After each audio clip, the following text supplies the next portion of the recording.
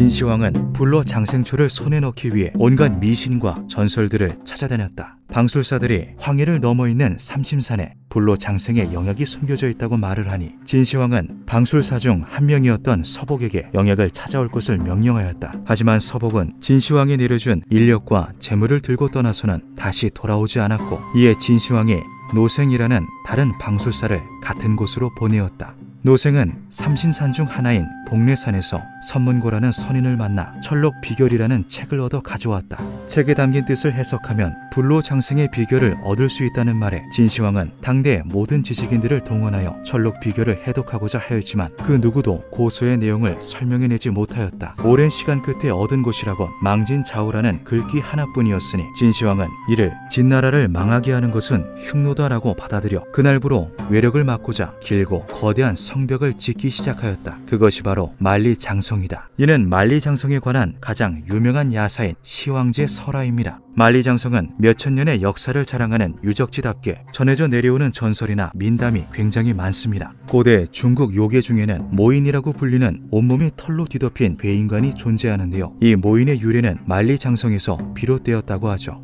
중국의 호북성 방산에는 온몸에 털이 가득한 모인이 살고 있다고 한다. 모인들은 원래 시황제 때 만리장성 축조에 동원된 인부들로 가혹한 노동을 이기지 못하고 산속으로 도망친 이들이다. 산속에서 대대로 살아 행태가 짐승처럼 변하였는데 그 모습이 흡사 원숭이와 같았다. 모인들은 시황제가 불사의 비밀을 깨우쳐 몇백, 몇천 년이 흐른 지금도 만리장성을 짓고 있다고 믿으며 진시황 혹은 장성이라는 말만 들어도 도망을 친다고 한다.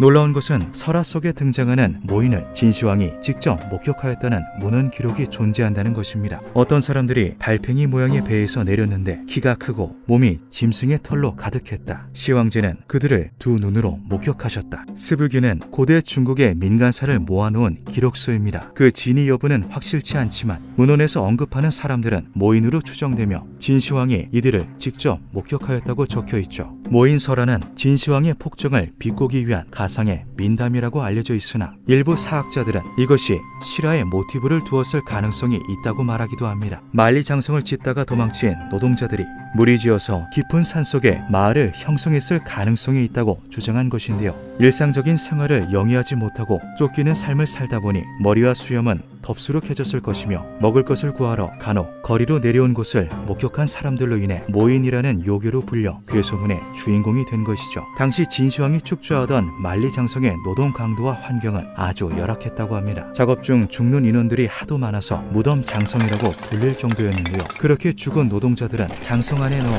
같이 묻었다고 하며 이로 인해 만리장성은 현재까지도 세계에서 가장 긴 무덤이라는 불명예스러운 칭호로 불리기도 합니다. 이러한 만리장성 속 슬픈 역사는 중국 4대 민간 전설 중 하나인 맹강녀 설화에서도 찾아볼 수 있습니다. 진해 시황제가 만리장성을 쌓기 위해 천하의 동원령을 내리자 제나라의 여인이었던 맹강녀의 남편 범이량도 인부로 징용되었다. 남편이 떠나고 맹강녀는 날마다 눈물로 밤을 지새웠지만 떠나간 남편은 겨울이 깊어도 돌아오지 않았다. 이에 맹강녀가 소못을 하나 지어 집을 나서니 여러 달을 지나서야 장성에 도착할 수 있었다. 하지만 인부들이 이르기를 범이량은 이미 고된 노동으로 죽어 장성 속에 묻혔다고 전하였다. 이를 들은 맹강녀가 하루 밤낮을 서럽게 울자 그 소리에 성벽의 한 모퉁이가 무너져 내렸다. 그 속에서 백골들이 쏟아져 나왔는데 그것을 본 맹강녀는 하나의 이야기를 떠올렸다. 사랑하는 이의 해골은 상대방의 피를 머금는다. 이에 맹강녀가 자신의 손가락을 깨물어 백골들 위로 핏방울을 떨어뜨리니 단 하나의 백골만이 피를 빨아들여 새빨갛게 물이 들었다. 맹강녀는 그것을 꺼내어 등에 지고 고향길에 올랐지만 추위로 인해 결국 산해관 근처에서